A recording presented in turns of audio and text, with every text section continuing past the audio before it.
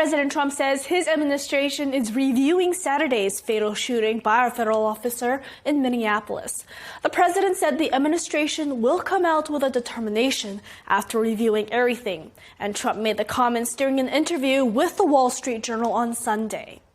Alex Pretty was shot and killed by a Border Patrol agent in Minneapolis during immigration enforcement operations Saturday morning.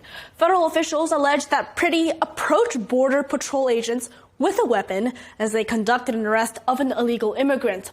They said a struggle broke out between Pretty and the officers as they, quote, attempted to disarm the suspect, but the armed suspect violently resisted, end quote. Trump has signaled that he will eventually withdraw immigration enforcement officers from the Minneapolis area. The president told the Journal that officers have done a phenomenal job. NTD's Daniel Monahan has reactions to the death of Alex Pretty over the weekend. Federal officials say nurse Alex Pretty was wielding a gun before he was sprayed with a chemical irritant, pulled to the ground, and ultimately shot by a Border Patrol agent. Minnesota Governor Tim Walz and Attorney General Keith Ellison reacted to the shooting, urging President Trump to get ICE out of Minnesota. What's the plan, Donald Trump? What is the plan? What do we need to do to get these federal agents out of our state? You thought fear, violence, and chaos is what you wanted from us, and you clearly underestimated the people of this state and nation. Walz says Minnesotans believe in law and order. We believe in peace, and we believe that Donald Trump needs to pull these 3,000 untrained agents out of Minnesota before they kill another person, and we're up here telling another story of a Minnesotan just trying to live their life without the interference. And tomorrow morning, I'm going to be in federal court with my team arguing for a restraining order against Operation Metro Surge. DHS Secretary Kristi Noem on Saturday called the alleged actions of the person killed in Minneapolis domestic terrorism. When you perpetuate violence against a government because of ideological reasons and for reasons to resist and perpetuate violence, that is the definition of domestic terrorism. House Oversight Chairman James Comer blamed Minnesota officials for inciting violence.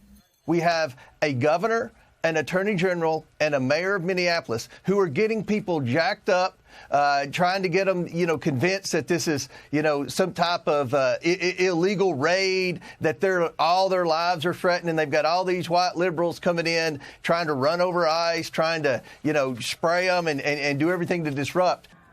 Border Patrol Commander-at-Large Gregory Bovino echoed those sentiments. When, as a politician, if you choose collusion and corruption as a choice, then there are consequences and actions that take place because of that. That's one reason the U.S. Border Patrol and ICE are here in Minneapolis by the thousands. An ICE official details a violent assault of an ICE officer. The crowd of violent agitators tackled an ICE special agent when one of our special response teams went to assist. The protester literally bit off part of that agent's finger. And provides an update on the Minnesota operation. Since the beginning of this operation, we've arrested over 3,400 illegal aliens, removing criminals, gang members, and terrorists out of Minnesota communities. FBI Director Kash Patel also reacted on Fox News. You do not get to attack law enforcement officials in this country without any repercussions. You do not get to do that in Minnesota, LA, or anywhere else.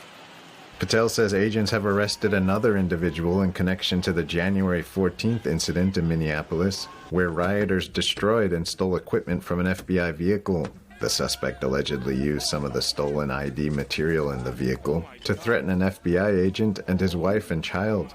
A federal judge Saturday ordered the Trump administration to retain all evidence related to the fatal shooting of Pretty. And the Minnesota Chamber of Commerce is calling for an immediate de-escalation of tensions. President Trump on Truth Social called on Governor Walz and Minneapolis Mayor Jacob Frey to cooperate with his administration to enforce the nation's laws rather than what he called resist and stoke the flames of division, chaos, and violence. Daniel Monahan, NTD News.